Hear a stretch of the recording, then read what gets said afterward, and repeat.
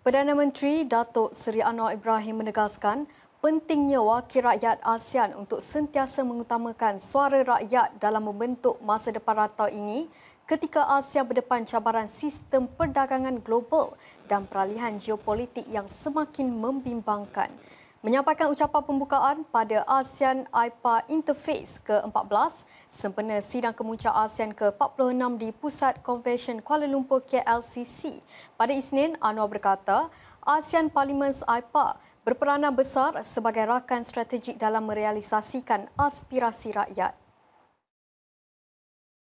Beliau menambah suara rakyat yang disampaikan melalui wakil rakyat pilihan mereka mesti diambil kira dalam setiap keputusan yang membentuk rantau ini. Malah Parlimen juga, kata Anwar, perlu berada di barisan hadapan dalam pertubuhan inklusif dan ASEAN yang mampan. Mengangkat tema Parlimen at the Forefront for Inclusive Growth and a Sustainable ASEAN, Anwar turut menekankan komitmen AIPA dalam memacu kemajuan merentasi bidang utama seperti keselamatan makanan, perubahan iklim, transformasi digital dan pembangunan ekonomi inklusif. Beliau turut memuji kekukuhan luar biasa ASEAN yang terus utuh biarpun tertekan dengan dasar perlindungan dan tarif unilateral khususnya dari Amerika Syarikat.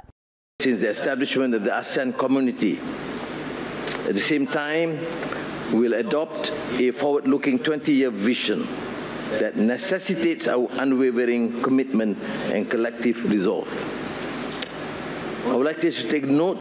Jelasnya, 1 dekad sejak penubuhan komuniti ASEAN menyaksikan pelbagai pencapaian yang memberikan rasa optimis baharu, malah setiap negara juga berdepan cabaran sistem perdagangan global yang semakin kompleks, namun semangat kesepaduan ASEAN menjadi kekuatan utama. Anwar turut mendedahkan bahawa ASEAN telah menubuhkan pasukan petugas geoekonomi sebagai respons pantas terhadap tindakan tarif Amerika Syarikat, menunjukkan ketegasan kolektif tanpa membalas secara konfrontasi seperti negara-negara lain. Malaysia selaku pengerusi ASEAN 2025 mengangkat tema keterangkuman dan kemampanan selaras dengan usaha memperkukuh kerjasama serantau dan antara wilayah. Sidang kemuncak ASEAN ke-46 turut menjadi platform bagi sidang kemuncak ASEAN GCC kedua dan ASEAN GCC China yang julung kali diadakan.